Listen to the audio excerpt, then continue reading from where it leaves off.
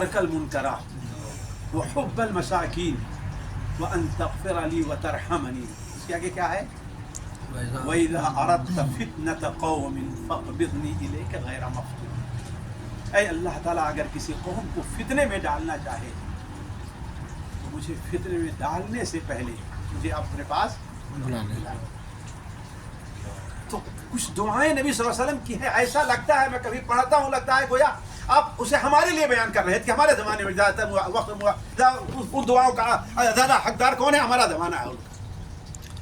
تو آپ سے کہہ رہا تھا کہ مومن ان فتنوں میں کیا کہے گا؟ ہذہ مہلکتی. اب یہ اس نے ہمیں ہلاک کر دیا، اس نے ہمیں ہلاک کر دیا. تو آپ نے آخر میں جو پیغام دیا ہمیں اور آپ کو، اور یہی آپ صلی اللہ علیہ وسلم صحابہ کو بیان کرنے کے جمع کیے. من احب ان یزحزح فی النار وادخل الجنہ. جو شخص تم میں سے یہ پسند کرتا ہے کہ اسے جہنم سے دور کر دیا جائے اور جنت کے اندر داخل کر دیا جائے، اس کی موت اس حال میں آنا چاہیے کہ وہ اللہ اور آخرت کے اوپر ایمان رکھتا ہے. یہ اس کا تعلق کس کے ساتھ ہو؟ اللہ کے ساتھ. اس کا ایمان موت کس حالت میں آئے کہ اس کا ایمان ہے اللہ تعالیٰ پر اور آخرت کے دن کے اوپر. وَلِيَأْتِ إِلَى النَّاسِ مَا يُحِبُّ أَن يُؤْتَى إِلَيْهِ. اور لوگوں کے ساتھ وہی برتاؤ کرے جو وہ پسند کرتا ہے کہ برتاؤ اس کے ساتھ کیا جائے. یعنی گویا اس حدیث میں آپ صلی اللہ علیہ وسلم نے ایک مومن کا فتنوں کے دور میں اللہ کے ساتھ کیا تعلق ہونا چاہیے اس کو واضح کیا ہے، اور اللہ کے بندوں کے ساتھ کیا تعلق ہونا چاہیے اس کو واضح کیا ہے. میں اس کی تفصیل میں نہیں جاتا، ورنہ اس کی تفصیل ہے ان باتوں کی. مجھے یہ کہنا تھا کہ اس وقت میں اس حدیث سے، بلکہ اس کے ساتھ ساتھ ایک حدیث اور جو سنن ابو داؤد میں ہے اس کو ہی ملا لیجیے. ابو امیہ الشعبانی بیان کرتے ہیں کہ ہم نے حضرت ابو ثعلبہ الخشنی، مشہور صحابی ہے ابو ثعلبہ الخشنی، ان سے سوال کیا کہ اللہ تعالیٰ فرماتا ہے یا ایھا الذین آمنوا علیکم انفسکم لا یضرکم من ضل اذا ہدیتم. اے لوگو تم اپنی فکر کرو، اگر تم ہدایت کے راستے پر ہے تو کون بھٹک رہا ہے، گمراہ ہو رہا ہے، تمہیں اس کی کوئی پرواہ نہیں ہونی چاہیے. اس سے صحابہ کو شبہہ ہوا کہ گویا ہمیں لوگوں کو دعوت دینے کا، لوگوں کو نصیحت کرنے کی کوئی ضرورت نہیں ہے کہ نہیں. یہی معنی ہوا نا، علیکم انفسکم لا یضرکم من ضل اذا اہتدیتم. تم اپنی فکر کرو، جو گمراہ ہو جا رہا ہے اگر تم سیدھے راستے پر رہے تو تمہارا کوئی نقصان نہیں. کہا اس آیت کے بارے میں آپ کیا کہتے ہیں؟ تو ابو ثعلبہ نے کہا، عربی کے ایک مشہور مثل حدیث میں ہے، لقد سقطت علی خبیر. یعنی تم نے بات ایک اچھے جاننے والے سے پوچھی ہے، اچھی جگہ تم آ گئے ہو، ہے کہ نہیں؟ تمہیں ایک اچھی جگہ پر پہنچ گئے ہو. کہا یہی سوال ہم نے اللہ کے رسول صلی اللہ علیہ وسلم سے کیا. یہی سوال ہم لوگوں نے اللہ کے رسول سے کیا. تو آپ سب بڑا فرق ہے. بل ائتمروا بالمعروف، نہیں، تم لوگ بھلائی کا حکم دو اور برائی سے روکو. ہے نا؟ وہ یا صرف اپنی اصلاح کافی نہیں، لوگوں کی اصلاح کی فکر کرو. پہلی بار حدیث میں آپ نے کیا بیان فرمایا؟ لوگوں کے ساتھ وہی معاملہ رکھے جو اپنے ساتھ ہے نا. آپ چاہتے ہیں کہ آپ کا بیٹا پڑھائی کے اندر اچھا نکلے، اچھا اس کا اخلاق ہو، نیک اور صالح ہو، تو یہی تصور آپ کا دوسروں کے بچوں کے بارے میں ہونا چاہیے، ہے کہ نہیں؟ یہی تصور آپ کا دوسروں کے بچے کے بارے میں. آپ یہ چاہتے ہیں کہ آپ سے غلطی ہو تو لوگ کیا کریں؟ تجاوز کریں، اس سے صرف نظر کریں. یہی تصور آپ کا بھائی کے بارے میں ہونا چاہیے. تو آپ صلی اللہ علیہ وسلم نے ارشاد فرمایا کہ تم بھلائی کا حکم دو اور برائی سے روکو. ہاں، جب دیکھو کہ شحًا مطاعًا وہوًا متبعًا ودنیا موثرةً، تین کیفیت تمہارے ملک میں، تمہارے دیش میں، تمہارے گاؤں میں، تمہارے علاقے میں پیدا ہو جائے۔ پہلی چیز یہ ہے کہ سارے کے سارے لوگ بخیل بن جائیں۔ عام طور پر لوگ بخیل، صرف پیسے کا بخیل نہیں، اپنے وقت کا بخیل بھی بخیل ہوا کرتا ہے کہ نہیں ہے؟ اس کے پاس بڑا وقت ہے لیکن دین کے لیے وقت نہیں نکال پاتا، جیسے بہت پیسہ رکھا ہے لیکن دین کے لیے، یہ سب سے بڑا بخیل ہے، وہ سب سے بڑا بخیل ہے۔ بڑی صلاحیت ہے اللہ نے دی ہے، بڑی صلاحیت دی ہے نا، لیکن لوگوں کی اصلاح کے لیے وہ صلاحیت نہیں ہے۔ تو بخیل عام معنی میں ہے، یہاں کے دیکھو شوحا مطاعا وہوا متبعا، اور خواہش نفس کی پیروی ہونے لگے، جو چیز اچھی لگے اس کو مان لے، ہے کہ نہیں ہے؟ جو چیز اچھی لگے، ویسے ابھی ساتھیوں سے بتا رہا تھا اس سلسلے میں ہوا متبع کی سب سے واضح مثال ابھی ہم نے دیکھا کہ ایک ہندوستان کے بڑے اعلیٰ جامعات سے فارغ ایک شخص کسی لڑکی سے اس کے کچھ تعلق غلط ہوتے ہیں تو شادی کرنا چاہتا ہے، باپ راضی نہیں ہے تو کیا کام کیا؟ غیر مسلموں کو 2 لاکھ دے کے قتل کروا دیا۔ سنا ہوگا آپ لوگوں نے، ہے کہ نہیں؟ یہ کیا ہے؟ ہون متبع، خواہش نفس کی پیروی، یعنی کچھ نہیں، اپنی خواہش پوری ہونی چاہیے، آگے حلال کیا حرام کیا ہمیں اس کی پرواہ نہیں ہے، جہاں ہمارا فائدہ ہے ہم بڑے مولوی بھی ہے کہ نہیں ہے، اور جہاں ہمارا گھاٹا آ جائے ہمیں اس کی پرواہ نہیں ہے، ہمارا فائدہ ہو چاہے ہمارا دین سلامت رہے ہمارا، تو ہوا متبع و دنیا موثرہ، اور جہاں دنیا کو ترجیح دے جائیں، دین کا معاملہ کیا ہو بالکل پیچھے ہو جائے۔ دینی مجلس میں کب آئیں گے؟ جب دکان سے فرصت ملے گی، ہے کہ نہیں؟ مسجد میں نماز پڑھنے کب آئیں گے؟ جب فرصت ملے گی تو، ہے کہ نہیں ہے؟ جماعت ہو رہی ہے، دکان کھول کر بیٹھے، کیوں نہیں ہے بھائی؟ ارے بیٹا آ رہا ہے نا تھوڑا سا، ارے بیٹا تب جا کے دعا، تو کیا ہے؟ دنیا موثرہ، یہ 3 چیزیں پیدا ہو جائیں تو آپ نے فرمایا علیک بخاصۃ نفسک، اپنے فکر کرو، اپنے گھر والوں کی، اپنے بچوں کی خاص فکر ہونی چاہیے، اور لوگوں کے معاملے سے پریشان نہ ہو۔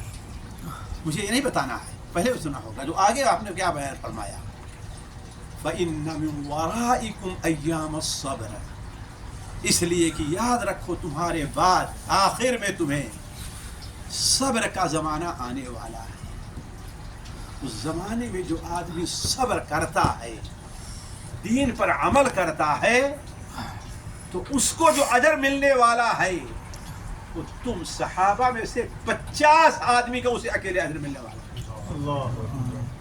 اسی لیے صحیح مسلم کی وہ روایت ہمیشہ آپ اپنے سامنے رکھیں، العبادۃ فی الحرج یا العبادۃ فی الفتنہ کہجرۃ الی، فتنے کے زمانے میں عبادت کرنا میری طرف ہجرت کے برابر ہے۔ کس کی طرف ہجرت کے؟ ذرا سوچیں، معمولی ہے، آپ صلی اللہ علیہ وسلم کی پتہ ہے ہجرت کا سبب؟ جی آپ نے ہجرت کے بارے میں بیان فرمایا کہ وَالْهِجْرَةُ تَهْدِمُ مَا كَانَ قَبْلَهَا، ہجرت اپنے سے پہلے کے تمام گناہوں کو، حتیٰ کہ حقوق العباد کا بھی خاتمہ کر دے رہی ہے۔ سبحان اللہ، اتنا بڑا سبب ہے۔ آپ نے کیا بیان، اتنا بڑا ثواب ہے ہجرت کا، آپ نے کیا بیان فرمایا؟ العبادۃ فی الحرج، فتنے کے زمانے میں عبادت کرنا، یہ ہماری طرف وہ ہجرت کر کے آنے کا ہم معنی ہے۔ تو ساتھیوں، اصل اب آئے ہیں ہم، تمنا مختصر سی تھی مگر تمہید طولانی، اتنی بڑی تمہید جو ہم نے باندھا ہے وہ یہ ہے کہ اس زمانے میں ساتھیوں ہمیں اور آپ کو اللہ کی عبادت کی طرف خصوصی توجہ دینی چاہیے، اللہ کی عبادت کی طرف، اس لیے کہ عبادت فتنوں کے زمانے میں عبادت کا ثواب کتنا ہے آپ لوگوں نے سن لیا ہے کہ نہیں؟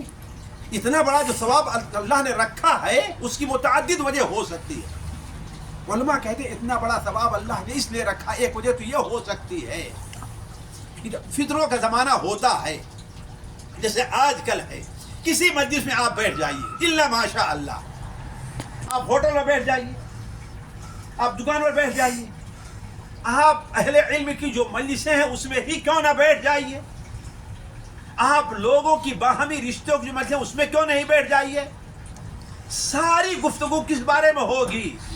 اس دنیا میں جو مسلمانوں جو حالات چل رہے ہیں، گفتگو ہے نہیں، گفتگو ہے کہ نہیں؟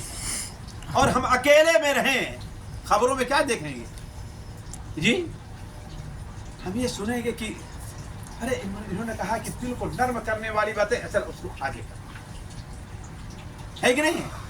حج آپ کا کیسے مقبول ہو، اچھا طرح اس کو آگے کرو، ہے کہ نہیں؟ ان باتوں تو کس طرح توجہ ہوگی ہماری کہ ارے فلاں آدمی وہاں موب لنچنگ ہو گئی، ارے فلاں دیکھو غزہ کے اوپر وہاں حملہ ہو گیا، ارے فلاں دیکھو یہ ہوگا، فلاں، ساری توجہ اسی طرف رہتی ہی نہیں رہتی، اور عبادت سے لوگوں کو کیا ہے؟ دوری۔ تب ایسے موقع پر اگر کوئی آدمی عبادت کر رہا ہے تو گویا وہ عبادت کرنے والوں میں غریب اور اجنبی ہے، اور آپ نے کیا بیان فرمایا؟ فطوبی للغرباء، غربا جو ہیں یعنی برے، زیادہ برے لوگوں میں تھوڑے نیک لوگ جو ہیں، فطوبی للغرباء، ان کے لیے طوبہ ہے۔ طوبہ کا ایک ترجمہ کیا گیا ہے کیا خوب ہے ان کے لیے، یعنی ان کے لیے اجر بیان نہیں کہ کتنا ان کو اجر ملنے والا ہے۔ اور دوسرا معنی طوبہ، طوبہ شجرۃ فی الجنہ، جنت میں ایک درخت ہے جس کے سائے میں 50,000 سال، 40,000 سال تک سیار چلتا رہے گا لیکن اس کا سایہ ختم نہیں ہوگا، یعنی اتنی بڑی جگہ اسے جنت میں ملنے والی ہے۔ تو گویا جو شخص عبادت کے اندر مشغول ہے وہ عام لوگوں سے ہٹ کر کے کتنا بڑا اجر لے رہا ہے۔ ذاتیوں ذرا دیکھیں، ہمارے یہاں کہنے والے کہتے ہیں ارے بس دیکھو امت کو یہ پریشانیاں ہیں اور ان کو صرف چلو نماز پڑھو نماز پڑھو نماز پڑھو، انہیں کی فکر لگی ہوئی، یہی باتیں ہوتی نہیں ہوتی؟ تو ان سے ہٹ کر کے اگر کوئی کرے تو کتنا بڑا اجر۔ دوسری چیز یہ ہے، اللہ تعالیٰ قرآن مجید میں سورہ بقرہ میں فرماتا ہے وَلَوْلَا دَفْعُ اللَّهِ النَّاسَ بَعْضَهُمْ بِبَعْضٍ لَفَسَدَتِ الْأَرْضُ، اگر اللہ تبارک و تعالی بعض لوگوں کو بعض سے دفع نہ کرتا، دور نہ رکھتا، ہٹا نہ دیتا تو زمین میں فساد آ جاتا۔ اس کی تفسیر مجھے بڑی اچھی لگی، ابن عطیہ نے جو اس کی تفسیر کی ہے، کہا اگر اللہ تبارک و تعالی نماز پڑھنے والوں کے ذریعے سے بے نمازیوں کے اوپر سے بھی عذاب کو نہ ٹال دیتا، اللہ تبارک و تعالی نیک کام کرنے والوں کی برکت سے اگر برے لوگوں پر سے بھی عذاب کو نہ ٹال دیتا تو یہ زمین فتنوں سے بھر جاتی۔ تو آج اے مسلمانوں، چاہے دنیا میں جس جگہ بھی ہم ہیں، آپ جانتے ہر جگہ حساب لگا لیجئے کہ فجر کی نماز میں حاضر ہونے والے نمازی زیادہ ہیں کہ بستر پر سونے والے لوگ نماز زیادہ ہیں؟ سونے والے جی، سونے والے زیادہ۔ جماعت سے نماز پڑھنے والے لوگ زیادہ ہیں کہ جماعت سے نماز نہ پڑھنے بے نمازی زیادہ ہیں اس امت میں؟ جی، لیکن پھر بھی اللہ تبارک و تعالی نے مسلمانوں کی مسجدوں کو، ان کے مدارس کو، ان کے وہ کو باقی رکھا ہے۔ یہ کیوں؟ انہیں نیک لوگوں کی برکت کی وجہ سے، انہیں نیک لوگوں کی برکت۔ وَلَوْلَا دَفْعُ اللَّهِ النَّاسَ بَعْضَهُمْ بِبَعْضٍ، تو ہو سکتا ہے کہ جو لوگ تمام حالات سے نپٹ کر کے تنہائی میں اللہ تعالیٰ کی عبادت کر رہے ہیں، آپ بھی یہ شخص بن سکتے ہیں، آپ بھی وہ بن سکتے ہیں کہ اس کی وجہ سے اللہ تبارک و تعالی دوسروں کے اوپر سے مصائب اور پریشانیوں کو ڈال رہا ہے۔ ورنہ عام طور پر مسلمانوں کے حالات ایسے نہیں ہے کہ ان کے اوپر رحم کیا جائے۔ آج جو صورتحال پیدا ہو گئی ہے یہ نہیں کہ ان کے اوپر رحم ہو۔ دو باتیں ہوئی، تیسری چیز یہ ہے کہ اللہ تبارک و تعالی اس امت کے اوپر ان لوگوں کی وجہ سے جو اپنی نماز میں مخلص ہوتے ہیں، تو دعائیں کرتے رہتے ہیں، اللہ تعالیٰ ان لوگوں کی مدد کرتا ہے جو اگرچہ اس لائق نہ ہو لیکن دین کے نام پر ان کی خدمت کر رہے ہیں. صحیح بخاری بھی روایت ہے لیکن صحیح مسلم میں زیادہ واضح ہے. کہتے سعد بن ابی وقاص رضی اللہ تعالیٰ عنہ نے یہ سمجھا کہ مجھے دوسرے لوگوں پر فضیلت حاصل ہے. اور کیوں نہ سوچے بھائی, اللہ کے رسول کے ماموں تھے, ہے کہ نہیں؟ نبی صلی اللہ علیہ وسلم کہا کرتے تھے ہذا خالی, یہ میرے ماموں ہیں. میرے ماموں جیسا کوئی آدمی اپنا ماموں لا کے دکھا دے ہم کو, کون دکھا سکتا ہے کہ نہیں ہے؟ تو یہ سمجھے کہ مجھے دوسرے لوگوں پر. تو آپ نے کیا بیان فرمایا, اے سعد انما تنصرون بضعفائکم, اللہ تعالیٰ تم لوگوں کی جو مدد کرتا ہے تمہارے ان کمزوروں کی وجہ سے, بصلاتہم و اخلاصہم و دعائہم, یہ تین چیزیں آپ نے بیان فرمائی. ان کی نماز کی وجہ سے, ان کی دعا کی وجہ سے, اور ان کے اخلاص کی وجہ سے. یہ بلاد ماوراء النہر کے فتوحات کے زمانے کا ایک واقعہ, ایک محمد بن واسع, یہ شاید تبع تابعین میں ہیں اور نہایت نیک اور صالح, یا تابعین میں ہے, بالضبط مجھے نہیں یاد آ رہا ہے. یہ مسلم بن قتیبہ آپ جانتے ہیں فاتح تھے, ان کی فوج میں. تو ایک بار یہ ایران کے بعد جو یعنی افغان حدود پر جو ہے نا, یہ خاص طور پر رشیا کے جو بعض علاقے ہیں, اس علاقے میں فتوحات کے پر حملہ ہو رہا تھا. تو محمد بن مسلمہ نے ہماری اپنی فوج کو جمع کیا, اور جب فوج جمع کر لی, دائیں یہ رہے گا, بائیں یہ رہے گا, بیچ میں یہ, آگے یہ رہے گا, تو کسی سے پوچھا کہ محمد بن واسع کہاں ہے, ذرا دیکھو تو وہ کیا کر رہے ہیں, ان کی کیا کیفیت ہے. کسی نے آ کر کے بتایا کہ اپنے ہتھیار کو ایسے ٹیک لگا کر کے سر جھکائے ہوئے کچھ پڑھ رہے ہیں, اور اپنی انگلی کو ایسے اٹھائے ہوئے, اس لیے کہ دعا سے اللہ تعالیٰ گویا کی وحدانیت کا. اس وقت کیا کہا تھا, کہا اللہ کی قسم لہی اشد عندی من الف فارس, یہ ایک انگلی جو اللہ کے لیے اٹھی ہوئی ہے میرے نزدیک 1000 گھوڑ سوار سے بھی طاقتور ہے. میرے نزدیک کس سے ہے؟ 1000 گھوڑ سوار سے طاقتور ہے. تو جو ایسے فطروں کے وقت میں عبادت میں مشغول ہے, دعا کے اندر مشغول ہے, اخلاص سے اللہ تعالیٰ کی عبادت کر رہا ہے, اللہ تعالیٰ دوسری جگہ پر یا اسی علاقے میں کمزور مسلمانوں کے اللہ دوسری سے مدد کر رہا ہے. تو ساتھیوں, یہ عبادت جو فطروں کے موقع پر ہے, اس کی طرف توجہ دینی چاہیے. اب آپ کا آخری سوال ہوگا کہ آخر ہم کون سی عبادت کریں, وہ عبادتیں کیا ہیں؟ تو دیکھیے, اس سلسلے میں توجہ دینی چاہیے کہ عبادات, میں ہمیشہ کہتا ہوں کہ 3 قسم کی عبادات بڑی اہم ہیں. قلبی عبادات, جسمانی عبادات, اور مالی عبادات. یہ عبادات 3 ہیں. ان تینوں قسم کی عبادات پر خصوصی توجہ ہونی چاہیے. آج خصوصاً میرے بھائیوں, نوافل عبادات سے متعلق بڑی کوتاہی ہمارے اندر پائی جا رہی ہے. نفلی عبادات سے متعلق, چاہے وہ قلبی عبادات ہیں یا جسمانی عبادات ہیں. آپ مثال کے طور پر, ہم میں سے جتنے بھائی یہاں پر موجود ہیں, اگر میں پوچھوں کہ 24 گھنٹے میں آپ کتنی رکعت نفل نماز پڑھتے ہیں, ہے کہ نہیں؟ نبی صلی اللہ علیہ وسلم تقریباً, جس کے ابن القیم رحمہ اللہ 40 رکعت پڑھا کرتے تھے. کتنا؟ 40 رکعت. کتنا پڑھتے تھے؟ 40 رکعت. اور ہم کتنی رکعتیں پڑھتے ہیں؟ جی ذرا سوچیں, ہر آدمی اپنا حساب لگا لے. ابھی ایک سے پوچھنے لگوں گا تو شاید میں بھی بے عزت ہو جاؤں اور سارے لوگ جو ہے بے عزت ہو جائیں گے. ہر آدمی اپنا حساب لگا لے کتنی رکعتیں پڑھتا ہے. کہ نفلی نماز کی عبادت معمولی چیز ہے, آپ کی حفاظت کا بہت بڑا ذریعہ یہ چیز ہے. وہ حدیث جو صحیح بخاری میں ہے تو بول رہا ہے کہ اس کے اوپر غور کیجئے نا. وَلَا يَزَالُ عَبْدِي يَتَقَرَّبُ إِلَيَّ بِالنَّوَافِلِ حَتَّى أُحِبَّهُ فَإِذَا أَحْبَبْتُهُ أَكُونُ سَمْعَهُ الَّذِي يَسْمَعُ بِهِ إِلَى آخِرِ الْحَدِيث.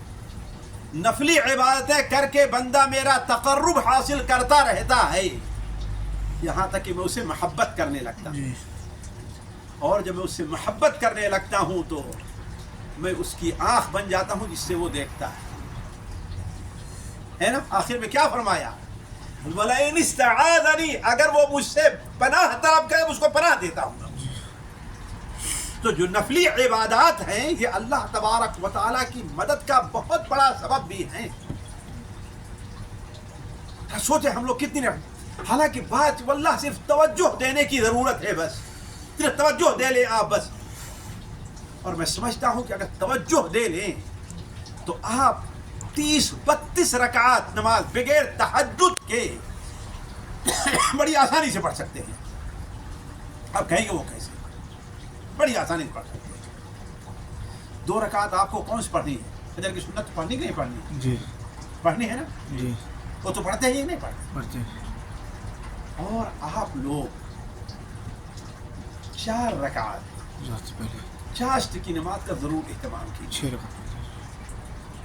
سنن ابو داؤد کی اس حدیث کے اوپر غور کیجیے جس میں حضرت امام ابو داؤد رحمہ اللہ اسے چاشت کے بارے میں ذکر کیے ہیں کہ اے آدم کے بیٹے تو 4 رکعات سے دن کے ابتدائی حصے میں غافل نہ ہو، اکفی کا آخرہ آخری دن تک میں تیری حفاظت کرتا رہوں. دن کے آخر تک میں تیری حفاظت کرتا رہوں. اور اگر جن کا کام اپنا ہو، جن کے پاس وقت ہو، فجر کے بعد مصلی سے بغیر 2 رکعت اشراق کی نماز پڑھے ہوئے بغیر اٹھیں نہیں، اور 4 پڑھ لیں اس وقت تو بہت اچھا ہے کہ نہیں. یہ کتنی ہو گئی جی؟ 6 ہو گئی نا. ظہر سے پہلے کی 4 رکعت سے اس کو غافل نہ ہے کہ نہیں. کتنی ہو گئی؟ اور ظہر کے بعد 4 رکعت سے بھی غافل نہ. ظہر کے بعد کے بھی 4 رکعت سے نبی صلی اللہ علیہ وسلم کی حدیث سنن نسائی میں ہے، علامہ البانی صحیح کہتے ہیں من حافظ على 4 رکعات قبل الظہر و4 بعدها، جو شخص 4 رکعت ظہر سے پہلے اور 4 رکعت ظہر کے بعد پڑھ لے اللہ اس پر جہنم کی آگ کو حرام کر دیتا جی ہے کہ نہیں. اور 4 رکعت عصر سے پہلے. جی یہ وہ بتا رہا ہوں کہ آپ صرف اذان ہو نماز کی تیاری کر کے مسجد چلے جائیں پہنچ جائیں. 4 رکعت اصل سے پہلے. رحم اللہ امرأ جی صلی قبل العصر 4. دیکھیں کتنا فائدہ ہے. نبی صلی اللہ علیہ وسلم کی دعا آپ کو مل رہی ہے. آپ دنیا سے جا چکے ہیں، نبی صلی اللہ علیہ وسلم آپ کی دعا مل رہی ہے. رحم اللہ امرأ، اللہ تعالیٰ اپنے اس بندے کے اوپر رحم کرے جو عصر سے پہلے 4 رکعت پڑھتے. کتنی پڑھتا ہے؟ کتنی ہو گئی؟ گرنا ہے بول رہے ہیں. 2 رکعت مغرب سے پہلے 20 جی کتنی ہو گئی؟ 20 2 رکعت مغرب کے بعد 22 کتنی ہو گئی؟ 22 2 رکعت عشاء سے جی عشاء سے پہلے اور 2 رکعت عشاء کے بعد. عشاء کے بعد بعد اور 3 رکعت وتر کا تھوڑا سا اہتمام کر لیں. کتنی ہو گئی؟ 31. کتنی آسانی سے آپ کے پاس. کوئی مشکل ہے؟ لیکن ہم میں سے بڑا نیک آدمی اپنے کو سمجھتا اور مانا جاتا ہے جو 12 رکعت کا اہتمام سنت کا اہتمام کر لیتا ہے کہ نہیں. اپنا سمجھتا ہے کہ ہم نے بہت کچھ کر لیا ہے کہ نہیں. اور یہی ظاہر قاتل ہے جو سمجھا کہ ہم نے بہت کچھ کر لیا. تو یہی زہر قاتل ہے جو سمجھتا ہم نے بہت کچھ کر لیا. تو کہنے کا مطلب یہ ہے ساتھیوں، خیر بات دوسری طرف نکل، بات یہ کر رہا تھا کہ عبادات کا ان فتنوں کے دور میں ہم امت پر مشکل حالات ہے. ہر ملک کے اندر اپنے حساب سے ہے. کوئی بھی ملک اس وقت مشاکل سے خالی نہیں. اور امت کے لیے کوئی بھی ملک اس وقت ہے بظاہر جسے دنیا کے لحاظ سے کہیں خیر سگالی کا پیغام نہیں ہے. لیکن ایسے وقت میں ایک مومن کو یہ دنیا کے فتنوں میں باتیں کر کے وہ کر کے یہ کر کے وہ کر کے اس سے بچ کر کے کیا کرنا چاہیے ہمیں اور آپ کو؟ نوافل عبادات. ان نوافل عبادات بلکہ عبادات کے نوافل کے عبادات کے اندر، اور یہ عبادات خصوصاً قلبی عبادات یعنی ایمانی. کیا مطلب؟ پہلی چیز قلبی ہے کہ تقوی. دوسری چیز کیا ہے؟ صبر. تیسری چیز کیا ہے؟ توکل. تیسری چیز توکل. چوتھی چیز اللہ تبارک و تعالی کے وعدوں پر یقین. اللہ کے بارے میں حسن ظن. یہ حسن ظن کیا ہے؟ بڑی اہم عبادت ہے. حسن ظن کیا ہے؟ کہ اللہ تبارک و تعالی اپنے دین کو ضائع نہیں کرے گا. وعدہ کیا ہے دین کو غلبہ حاصل ہو کر کے رہے گا. اگر ہم اس کے سپاہی نہیں بنے تو وَإِن تَتَوَلَّوْا يَسْتَبْدِلْ قَوْمًا غَيْرَكُمْ ثُمَّ لَا يَكُونُوا أَمْثَالَكُمْ. ہم ہاتھ پر ہاتھ رکھ کر کے مہدی کے انتظار میں رہے ہیں کہ اب تو اصلاح ممکن نہیں ہے, مہدی آئیں گے تبھی ہوگی. یہ بات غلط ہے. علامہ البانی رحمہ اللہ نے بڑی تفصیلی گفتگو کرتے ہوئے کہا کہ مہدی اس دنیا میں اس وقت آئیں گے جبکہ کچھ لوگ جان پر کھیل کر کے مہدی کے لیے راستہ ہموار کر دیں گے. تو اسی لیے میں جس نتیجے پر پہنچا ہوں فتنوں کی حدیثیں پڑھنے کے بعد, مہدی کی آمد سے پہلے فلسطین پر مسلمانوں کا قبضہ رہے گا. مہدی کی آمد سے پہلے. اور بہت ممکن ہے کہ مہدی اسی فوج کی مدد کر رہے ہوں جو فلسطین کو فتح کر کے آگے بڑھتے بڑھتے یہاں سے قسطنطنیہ تک پہنچ چکی ہو. اس کی مدد کے لیے مہدی اس دنیا میں اللہ تعالیٰ ان کو بھیجے گا. تو کہنے کا مطلب یہ ہے کہ ساتھیوں یہ جو قلبی عبادات ہیں, اخلاص ہے, توکل ہے, صبر ہے, تقوی ہے, یہ ساری چیزیں کیا ہیں؟ ہمیں اس طرف توجہ دینی چاہیے. آج بڑی گفتگو ہوتی ہے اہل حدیث کا منہج کے اوپر, اہل حدیث حنفی اور دیوبندیوں کا اختلاف ہو, اور یہ اور 50 تقریر ہو, اور لوگ بڑے شوق سے اس کو سنتے ہیں. ہے کہ نہیں ہے؟ لیکن ان باتوں پر گفتگو ہونی چاہیے. دل کی عبادات جو ہیں کیسے ان کی اصلاح ہو, اصل چیز کیا ہے؟ وَإِن تَتَّقُوا وَتَصْبِرُوا لَا يَضُرُّكُمْ كَيْدُهُمْ شَيْئًا. اللہ تعالیٰ فرماتا ہے قرآن مجید میں. شیخ حافظ موجود ہیں, شاید 4 یا 5 جگہ اللہ تعالیٰ اپنے نبی کو صراحت کے ساتھ حکم دیتا ہے فَاصْبِرْ كَمَا صَبَرَ أُولُو الْعَزْمِ مِنَ الرُّسُلِ فَاصْبِرْ وَلَا تَسْتَعْجِلْ لَهُمْ. فَاصْبِرْ یعنی 4 یا 5 جگہ سے نبی صلی اللہ علیہ وسلم کا صبر کا حکم دیا گیا ہے. تو جب نبی کو صبر کا حکم ہے تو ہمارا صبر کے حق مستحق نہیں ہے. ساتھیوں تعجب ہے, میں دیکھنے لگا خاص طور مکی جو آیات ہیں ان کے اندر صبر کا اتنا زیادہ حکم دیا گیا ہے کہ علمان الحفیظ ہمارا آپ اس کا تصور نہیں کر سکتے ہیں. اب دیکھیں مکی دور مسلمانوں پر کیسے حالات ہیں. تو کہنے کا مطلب یہ ہے کہ قلبی عبادات اسی طریقے سے جسمانی عبادات بھی, نماز ہے جیسے ہم نے کہا, نوافل ہیں, روزے ہیں, نفلی روزے ہیں, یہ ساری چیزیں ہیں. ہمیں اور آپ کا کیا اس کا اہتمام ہونا چاہیے. مالی عبادات آج مسلمان بہت پیچھے ہے اس سلسلے میں. حالانکہ اللہ نے اس وقت مسلمانوں کو بہت کچھ دیا, اللہ کے بہت سے نیک بندے ہیں جو اپنا اس کو ذرا کچھ قربان کیے ہوئے ہیں. ضروری ہے جسمانی عبادات میں ایک عبادت بڑی اہم کیا ہے؟ بھلائی کا حکم دینا, برائی سے روکنا ہے. یہ بھی ایک عبادت ہے نا. اس طرف توجہ دینے کی ضرورت ہے. کیوں؟ اس لیے کہ امت کے اوپر جو مصائب اور پریشانیاں آنے والی ہیں ان میں کا ایک بہت بڑا سبب کیا ہے؟ بھلائی کا حکم نہ دینا اور برائی سے روکنا. بلکہ اس بارے میں کیا ہے؟ کوتاہی سے کام لینا. کوتاہی سے آج جو ہے لوگ شرماتی ہم کو کسی کو کوئی اچھی بات بتاتے ہوئے, اور ہم یہ سمجھتے ہیں بلکہ ہماری بھی بہت بڑی کوتاہی ہے. ہمیں اسٹیج مل گیا ہے, ہم ساری باتیں تقریر کی کریں گے, نماز کی, روزے کی, حج کی, اور پردہ کی, سب کچھ. لیکن اس کے بعد بے پردہ اور ساتھ جا کر کے ہم بیٹھیں گے بھی, ہے کہ نہیں؟ ہمارا پڑوسی بغل میں ہمارے واقعہ ہے, بے نمازی ہے, شاید کبھی بھی ہم نے اس سے نہ کہا ہوگا نماز پڑھنے چلو. یہ نہیں ہے. ہر جگہ بھلائی کا حکم دینا ہے, برائی سے روکنا ہے.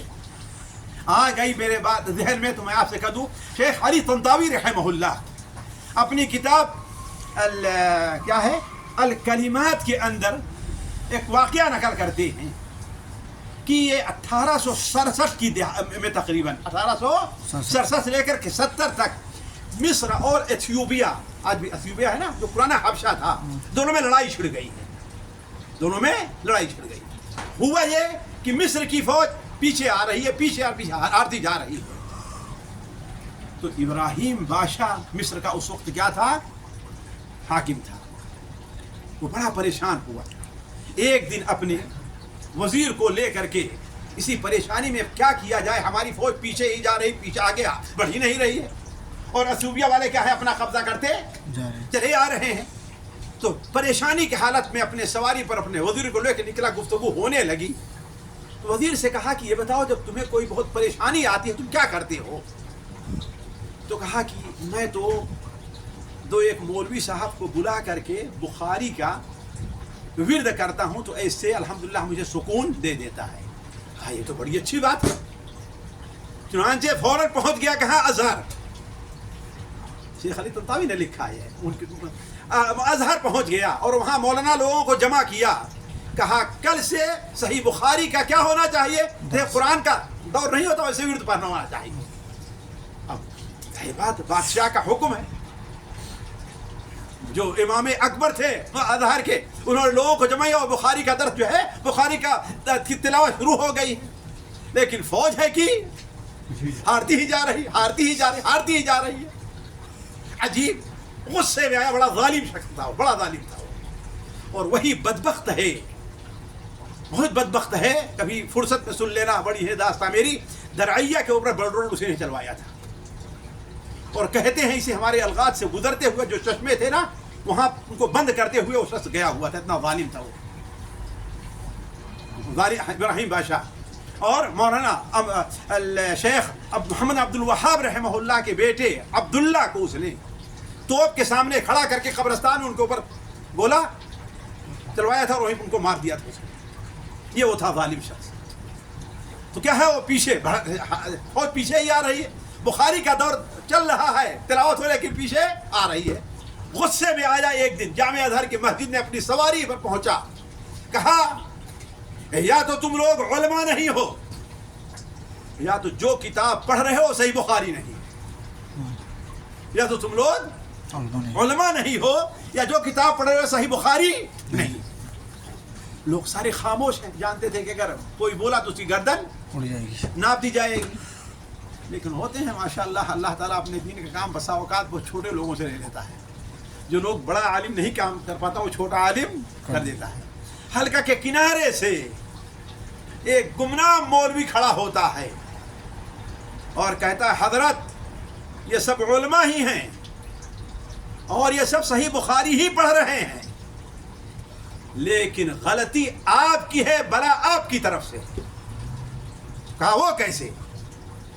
कहा इसलिए क्या आपने शराब का लाइसेंस नहीं दिया है, सूदी बैंककारी के निजाम आपने नहीं चलाया है, आपकी इजाजत से लाइसेंस से रंडी के अंडे नहीं चल रहे हैं, और हमने नबी सल्लल्लाहु अलैहि वसल्लम की हदीस पढ़ी है कि आपने बयान फरमाया, ऐ लोगों भलाई का हुक्म दो और बुराई से रोको, वरना तुम दुआएं करोगे, तुम्हारे लोग दुआएं करेंगे, अल्लाह उनकी दुआओं को कबूल नहीं फरमाएगा। तो इसमें उलमा की क्या गलती है? गुस्से से वापस चला गया, वापस चला गया। और जब वापस चला गया तो दूसरे बड़े बड़े जो मौलाना थे उसको कहे, तुम्हें क्या पड़ी, किसे हम खामोश, तुम्हें खामोश, जानते ना जालिम आदमी है, तुम्हें तुम्हें कत्ल कर देगा। तो कहा देखें, मेरे ध्यान में जो बात आई हमने कह दी है। तो थोड़ी देर में वजीर उसका आता है, कहा जाओ उस मौलवी को बुला करके ले आओ, उस मौलवी को बुला करके ले करके आओ। अब जब आया तो लोगों ने कहा, अल्लाह अब आपके ऊपर रहम करे, अल्लाह आपकी शहादत कबूल करे। ले करके गया और नील के किनारे जो उसका कसर महल बैठा हुआ था, एक कुर्सी पर ऐसे बैठा हुआ है गुस्से में।